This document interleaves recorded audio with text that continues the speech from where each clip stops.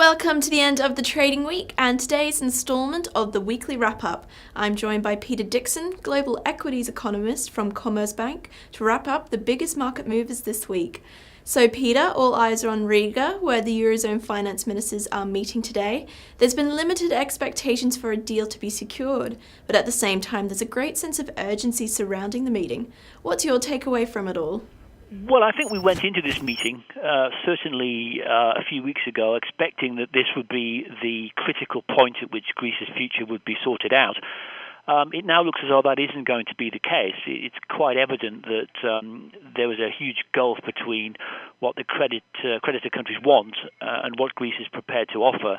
And I think we're going to go home with no solution, no resolution in sight. And I think, therefore, that we'll just, to use a horrible phrase, kick the can down the road a little further and defer the crunch time, possibly until June, when Greece will be faced with yet another payment.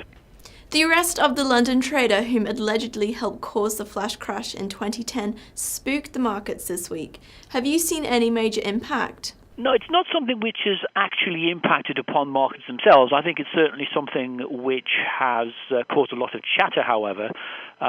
Certainly it's highlighted once again the question of the role of regulators. Because I think the more we look at this, the more odd it appears. There's certainly a suggestion that the CFTC had the information to look at what happened during the course of the flash crash as long as 4 years ago, and it's therefore a little bit surprising that it's only now that they've brought this information to light. And it also, I think, smells a bit odd that one person has been deemed responsible for such a major flash crash when, after all, there were a huge number of other traders out there. And I think most people in the markets think that this sounds a bit odd, and I think we're awaiting further details, further clarification as to exactly what happened. As the May 7th election edges closer, let's take a look at UK political events this week. Well, I think the interesting story, I guess, is that the two parties remain neck and neck, and we've had an awful lot of commentaries from both Labour and the Conservatives about what they plan to do, particularly with regard to the deficit. But it doesn't seem to be changing the electoral dynamic an awful lot. The polls remain pretty much neck and neck.